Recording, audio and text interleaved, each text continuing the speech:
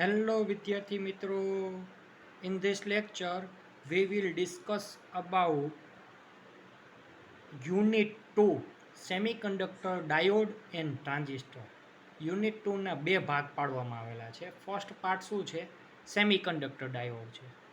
Second part transistor માટે વાત કરવામાં આવશે. તો સેમિકન્ડક્ટર ડાયોડ વિશે તમે ડિટેલમાં સ્ટાન્ડર્ડ 12થમાં તમે ભણી ગયેલા છો. તો અહીંયાથી જ વાત કરવામાં આવશે. ડાયોડ વિશેની આપણે ઉપર છેલ્લી માહિતી આપણે આ પહેલા લેક્ચરમાં ભણીશું. પછી ડાયોડની જે મેઇન એપ્લિકેશન છે, ડાયોડની એપ્લિકેશન શું છે? રેક્ટિફિકેશન. રેક્ટિફિકેશન એટલે કે કોઈ એસી વોલ્ટેજનું ડીસી વોલ્ટેજમાં રૂપાંતર કરે અથવા તો એસી કરંટનું ડીસી કરંટમાં રૂપાંતર કરે એને આપણે રેક્ટિફિકેશન કહેવામાં આવે છે. તો એના રેક્ટિફિકેશન માટેના જુદા જુદા 3 પ્રકાર છે. હાફ વેવ રેક્ટિફિકેશન એટલે કે half wave rectifier, full wave rectifier અને બ્રિજ વેવ રેક્ટિફાયર. એના વિશેની ડિટેલમાં માહિતી આ પાર્ટ 1 સેમિકન્ડક્ટર ડાયોડમાં જોઈશું. તો આપણે ડાયોડની એપ્લિકેશન એટલે કે રેક્ટિફાયર વિશેની માહિતી મેળવવી હોય તો આપણે શરૂઆતમાં ડાયોડ વિશેની થોડી ઘણી માહિતી આપને ખબર હોવી જોઈએ. તો આપણે એનું ડાયોડ વિશેની જ વાત આપણે આ જગ્યા ઉપર કરવામાં આવશે. તો સૌપ્રથમ ડાયોડ કેવી રીતના કન્સ્ટ્રક્ટ કરવામાં આવે છે અને કેવી રીતના એનો ઉપયોગ કરવામાં આવે છે અને ફિઝિકલી એનો સિમ્બોલ શું છે એની વાત આપણે આ ફર્સ્ટ લેક્ચરમાં કરીશું. તો સૌપ્રથમ semiconductor diode or PN junction diode and circuit symbol. તો સૌપ્રથમ શું કહી દીધેલું છે? If one side of single crystal of germanium or silicon is doped with acceptor impurity atom and other side of the same crystal doped with donor impurity. acceptor impurity એટલે કે ટ્રાઇવેલેન્ટ atom જેમ કે aluminium, helium, indium. Trivalent impurity trivalent atom દ્વારા P ટાઈપના semiconductor બનશે. અને બીજી શું વાત કરવામાં આવેલી છે? Donor impurity. ડોનર ઇમ્પ્યુરિટી એટલે કે પેન્ટાવેલેન્ટ એટમ. એના દ્વારા આપણે એન ટાઈપ સેમિકન્ડક્ટર બનશે. જેમ કે પેન્ટાવેલેન્ટના ઉદાહરણ દેવો હોય તો ફોસ્ફરસ છે, એન્ટીમની છે, આર્સેનિક છે. એટલે કે કોઈ જેર્મેનિયમ અથવા તો સિલિકોનની અંદર કોઈ ટ્રાઇવેલેન્ટ અથવા તો પેન્ટાવેલેન્ટ અશુદ્ધિઓ ઉમેરવામાં આવે છે અને તેના લીધે પી ટાઈપ અને એન ટાઈપ સેમિકન્ડક્ટર બને છે. જો હું ટ્રાઇવેલેન્ટ ઇમ્પ્યુરિટી ઉમેરું તો મને પી ટાઈપ સેમિકન્ડક્ટર બને છે અને એન ટાઈપ સેમિકન્ડક્ટરમાં પેન્ટાવેલેન્ટ ઇમ્પ્યુરિટી ઉમેરવાથી મને એન ટાઈપ સેમિકન્ડક્ટર બની જાય છે. તો સિમ્પલ આપણે આ જગ્યા ઉપર શું વાત કરવામાં આવેલી છે એની વાત કરી. તો સૌ પ્રથમ એન ટાઈપ અથવા તો પી ટાઈપ જર્મેનિયમ અથવા તો સિલિકોન સેમિકન્ડક્ટરને એકબીજાની નજીક લાવવામાં આવે છે ત્યારે આપણે એક પીએન જંક્શન ડાયોડની રચના થાય છે. જેમ કે હું આ જગ્યા ઉપર એક વાત કરું તો પીએન જંક્શન ડાયોડની મેં આ જગ્યા ઉપર વાત કરેલી છે. તો પીએન જંક્શન ડાયોડમાં જોવું હોય તો જોઈ શકાય છે. આપણે એન ટાઈપ સેમિકન્ડક્ટર છે, આ ભાગ રહ્યો આપણો પી ટાઈપ સેમિકન્ડક્ટર છે, એ બંનેને જોઈન્ટ કરી દેવામાં આવેલા છે. તો N type semiconductor યુઈ pentavalent impurity ડોપ્ટ કરવાથી એન ટાઈપ સેમિકન્ડક્ટર બને છે કે જેમાં મેજોરિટી ચાર્જ કેરિયર ઇલેક્ટ્રોન હોય છે. એવી જ રીતના બીજી વાત કરવામાં આવે પી ટાઈપ સેમિકન્ડક્ટર. તો કે પી ટાઈપ સેમિકન્ડક્ટરમાં ટ્રાઇવેલેન્ટ ઇમ્પ્યુરિટી ડોપ્ટ કરવાથી પી ટાઈપ સેમિકન્ડક્ટર બને છે અને તેમાં મેજોરિટી ચાર્જ કેરિયર શું હોય છે? હોલ હોય છે. તો સિમ્પલ ઘણા બધા વિદ્યાર્થીઓને હોલ એટલે શું એની માહિતી ખબર નથી હોતી. તો એના વિશેની જો એક એક્ઝામ્પલ દ્વારા એક વાત કરવામાં આવેલી છે, કોઈ એક એટમ દ્વારા સમજાવવામાં આવેલું છે. જો તો મેં કોઈ એક એટમ લઈ લીધેલો છે જર્મેનિયમ અથવા તો સિલિકોનનો, કે જેમાં કોઈ પણ એટમની વાત કરવામાં આવે તો એટમ રહ્યો એ ઇલેક્ટ્રિકલી ન્યુટ્રલ હોય. ન્યુટ્રલ હોય એટલે નથી કે એ પોઝિટિવ ચાર્જ ધરાવતો, નથી કે એ નેગેટિવ ચાર્જ ધરાવતો, પરંતુ એમાંથી એક ઇલેક્ટ્રોન રિમૂવ થઈ જાય. એની જે સેલ છે એટમની સેલમાંથી એક ઇલેક્ટ્રોન જો રિમૂવ થઈ જાય તો એ જગ્યા ઉપર એક વેકેન્સી થાય છે કે જે જગ્યા ઉપર હું એક ઇલેક્ટ્રોન ભરી શકું. તેથી આ જે એટમ બને છે એ હવે ન્યુટ્રલ એટમ નથી બનતો, કેવો થઈ જાય છે, પોઝિટિવ ચાર્જ ધરાવતો થઈ જાય છે, અને તેમાં એક ઇલેક્ટ્રોનની વેકન્સી રહે છે. તેથી આપણે એને હોલ કહેવામાં આવે છે. હોલ રહ્યો એ પોઝિટિવ ચાર્જ ધરાવશે અને ઇલેક્ટ્રોન રહ્યો એ નેગેટિવ ચાર્જ ધરાવશે. તો આ એક ખાસ કરીને ધ્યાન રાખવામાં આવશે. હોલ રહ્યો એ એક ઇમેજનરી કોન્સેપ્ટ છે, બીજું કાંઈ નથી. હોલ એટલે કે એક પોઝિટિવ ચાર્જ અને ઇલેક્ટ્રોન એટલે કે નેગેટિવ ચાર્જ. એન ટાઈપ સેમિકન્ડક્ટરમાં ઇલેક્ટ્રોન મેજોરિટી ચાર્જ કેરિયર હોય અને પી ટાઈપ સેમિકન્ડક્ટરમાં હોલ મેજોરિટી ચાર્જ કેરિયર હોય. તો આટલું ખાસ કરીને યાદ રાખજો. પછી સિમ્બોલની વાત કરવામાં આવે તો આ આપણો સિમ્બોલ છે ડાયોડનો. ડાયોડના સિમ્બોલમાં આ જે એરોવાળો ભાગ છે એને એરો હેડ કહેવામાં આવે છે અને ઊભું લીટું છે એને આપણે બાર કહેવામાં આવશે. તો જો હજી આગળ શું વાત કરવામાં આવેલી છે, The circuit symbol for semiconductor diode is shown in the figure 2.1b. 2.1b માં તમારે સેમિકન્ડક્ટર ડાયોડની સર્કિટલ સિમ્બોલ જોઈ શકાય છે. The anode is always P region and cathode is always N region of the PN junction. The arrow in the symbol indicate the direction of conventional current flow. એટલે કે આપણે જે સિમ્બોલની અંદર જે arrow હેડ દર્શાવે છે અથવા તો એરો છે એ એરો શું દર્શાવે છે આપણને, તો કે કન્વેન્શનલ કરંટની, એટલે કે કરંટ જે ડાયરેક્શનમાં ફ્લો થાય છે એની દિશા દર્શાવે છે, બીજું કાંઈ નહીં. They are two type of biasing when it is connect in circuit. કે જ્યારે આ ડાયોડને આપણે સર્કિટમાં જોડવામાં આવે છે ત્યારે મુખ્યત્વે બે પ્રકારના બાઇઝિંગ હોય છે. First one is forward biasing and second one is reverse biasing. તો ફોરવર્ડ બાઇઝિંગ કેને કહેવામાં આવે છે અને રિવર્સ બાઇઝિંગ કેને કહેવામાં આવે છે એની વાત કરી લઈએ. ઇફ એરોહેડ એટલે કે આ ભાગ arrowhead, if arrowhead of diode symbol is positive with respect to bar of the symbol, તો diode is forward bias.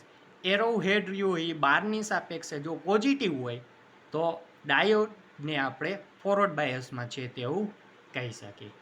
If arrowhead of the diode symbol is negative with respect to bar, તો diode is reverse bias. કે જો arrowhead રહ્યો એ બારની સાપેક્ષે જો negative terminal સાથે જોડવામાં આવેલું હોય, બેટરીના નેગેટિવ ટર્મિનલ સાથે જોડવામાં આવેલું હોય, અથવા તો એરોહેડ બારની સાપેક્ષે જો નેગેટિવ હોય તો એને આપણે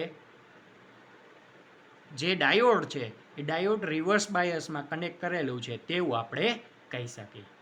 તો જો આપણે ડાયોડનું ફોરવર્ડ બાયઝિંગ અને રિવર્સ બાયઝિંગ વારંવાર ઉપયોગ કરવામાં આવશે, એટલે એનું કન્સ્ટ્રક્શન કેવી રીતના કરવામાં આવે છે અને એનું વર્કિંગ કેવી રીતના હોય છે એની થોડી ઘણી માહિતી હું તમને આ જગ્યા ઉપર આપી દઉં છું. કારણ કે ફોરવર્ડ બાયસ અને રિવર્સ બાયસ વારંવાર ઉપયોગ કરવામાં આવશે, એટલે કે જે તમે આગળ ભણી ગયેલા છો એની જ હું વાત કરીશ. તો જો આ જગ્યા ઉપર સૌ પ્રથમ ફિગર 1માં જોઈએ તો ફિગર 1માં સૌ પ્રથમ મેં શું કરેલું છે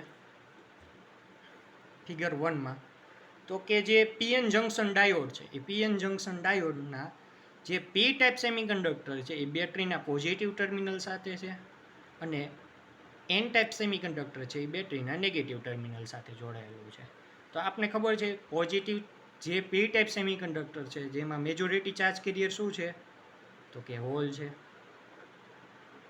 માઇનોરિટી ચાર્જ કેરિયર શું છે, તો કે ઇલેક્ટ્રોન છે. આ પોઈન્ટ વડે દર્શાવ્યું હોય એ ઇલેક્ટ્રોન અને જે ગોળ કુંડાળા વડે દર્શાવેલું છે એ હોલ છે.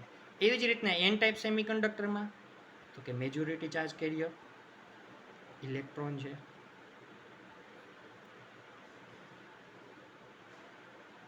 અને માઇનોરિટી ચાર્જ કેરિયર તો કે હોલ છે.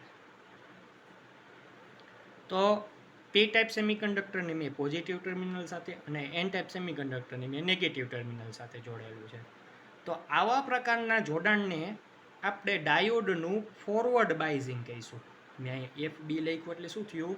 ડાયોડનું ફોરવર્ડ બાયઝિંગ કર્યું એવું કહી શકાય.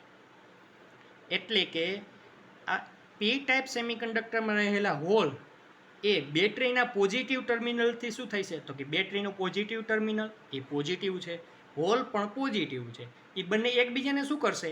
તો કે રિપલ કરશે. એવી જ રીતના બેટરીનું નેગેટિવ ટર્મિનલ અને આમાં મેજોરિટી ચાર્જ કેરિયર શું છે? તો કે ઇલેક્ટ્રોન. એ એકબીજાને શું કરશે? તો કે એ પણ એકબીજાને રિપલ કરશે. એટલે આમાં રહેલા ઇલેક્ટ્રોન રિપલ કરીને આ ડાયરેક્શનમાં જાય છે અને આમાં રહેલા હોલ રિપલ થઈને એનાથી વિરુદ્ધ ડાયરેક્શનમાં ટ્રાવેલ કરશે.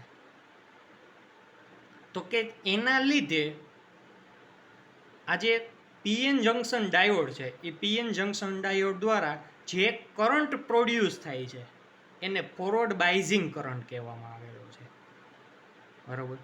તો આવી રીતના જ્યારે ડાયોડનું કનેક્શન કરવામાં આવે છે ત્યારે તે ડાયોડ ફોરવર્ડ બાયસમાં છે તે હું કહી શકું. અને ફોરવર્ડ બાયસમાં ડાયોડમાંથી કરંટ ફ્લો થાય છે.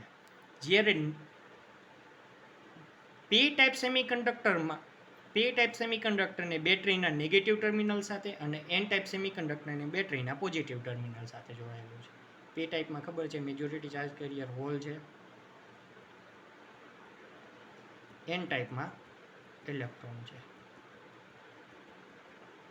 પછી તો કે પોઝિટિવ જે પી ટાઈપ સેમિકન્ડક્ટર છે એમાં માઇનોરિટી ચાર્જ કેરિયર ઇલેક્ટ્રોન છે અને આમાં માઇનોરિટી ચાર્જ કેરિયર હોલ છે.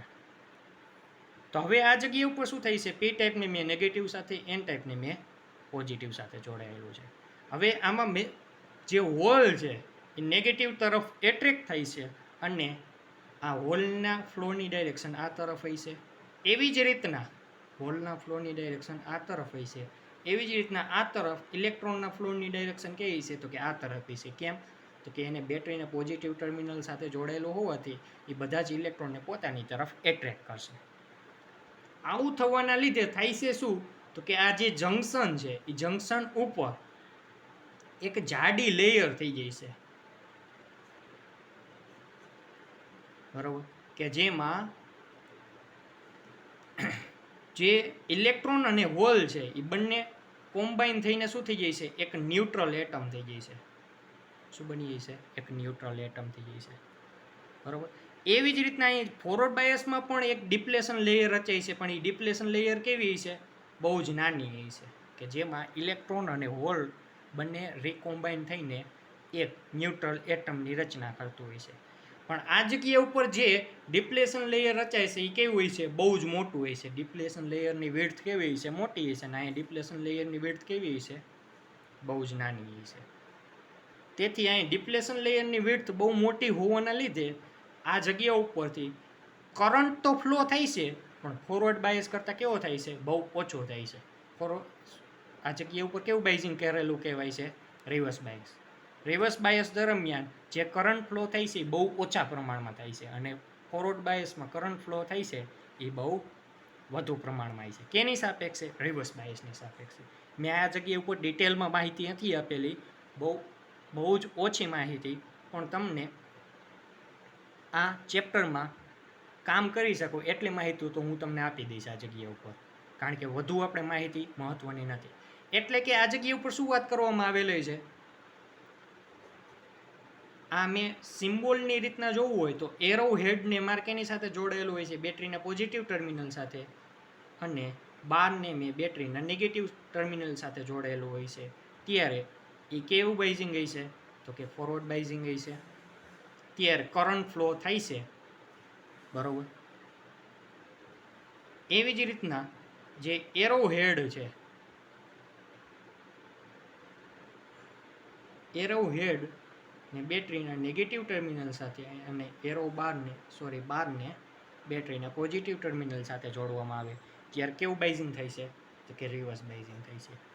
તો ફોરવર્ડ બાયઝિંગ દરમિયાન બહુ મોટા પ્રમાણમાં કરંટ ફ્લો થતો હોવાથી હું આ જગ્યા ઉપર કોઈ પણ સર્કિટમાં ખાસ કરીને ધ્યાન રાખવાનું છે, કોઈ પણ સર્કિટમાં જ્યારે કોઈ ડાયોડ ફોરવર્ડ બાયસમાં હોય ને ત્યારે શું કરી નાખવાનું છે, તો કે ડાયોડને કાઢી નાખવાનો અને એ જગ્યા ઉપર શું કરી નાખવાનું છે, શોર્ટ સર્કિટ કરી નાખવાનું છે. એવી જ રીતના જો કોઈ ડાયોડ રિવર્સ બાયસમાં હોય તો એમાંથી કોઈ જ પ્રકારનો કરંટ ફ્લો થતો ન હોવાથી એને આપણે કાઢી નાખશું સર્કિટમાંથી અને ઓપન સર્કિટ કરી નાખશું. આ શું થઈ ગયું,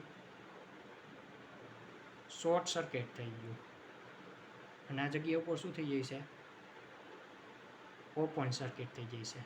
તો આ ખાસ કરીને ધ્યાન રાખવાનું છે ફોરવર્ડ બાયઝિંગમાં અને રિવર્સ બાયઝિંગમાં. બસ મારે તમને આટલું જ કહેવું હતું કે જ્યારે પણ આપણે રેક્ટિફિકેશન આગળ ભણીશું, હાફ વેવ રેક્ટિફાયર હોય, ફૂલ વેવ રેક્ટિફાયર હોય કે બ્રિજ વેવ રેક્ટિફાયર હોય, ત્યારે આપણે આટલું જ કામમાં આવશે કે જ્યારે ડાયોડ ફોરવર્ડ બાયસમાં છે ત્યારે શોર્ટ સર્કિટ કરી નાખવાનું અને જ્યારે ડાયોડ રિવર્સ બાયસમાં છે ત્યારે એનું ઓપન સર્કિટ કરી નાખવાનું.